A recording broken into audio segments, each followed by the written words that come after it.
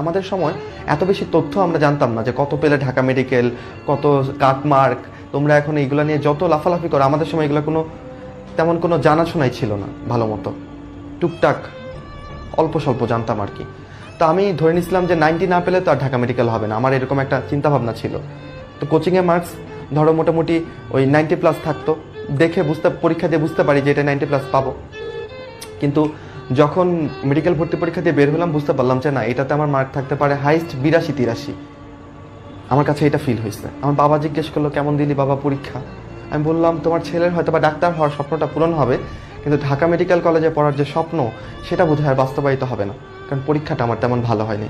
খুব বিষণ্ণ চিত্তে বাড়ি গেলাম এবং যে প্রশ্ন মিলাচ্ছি, যেগুলো কিছু চিন্তা ভাবনা করে কিছু প্রশ্ন দাগাইছি, বুঝছো, কিছু রিস্ক নিচ্ছি চিন্তা ভাবনা করে, ক্যালকুলেটিভ কিছু রিস্ক, সেগুলো যাচাই টাচাই করে দেখলাম যে না, কিছু হচ্ছে, 2-1টা ভুল যাচ্ছে।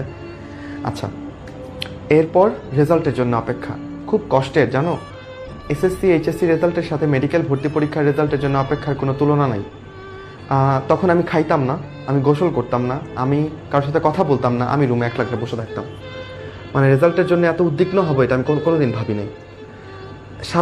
অক্টোবরের 7 তারিখে পরীক্ষা হয়েছিল, 9 তারিখে রেজাল্ট দিয়ে দিবে এমন বলছিল 2016 সালের, কিন্তু দিবে করে আর দিচ্ছে না। এই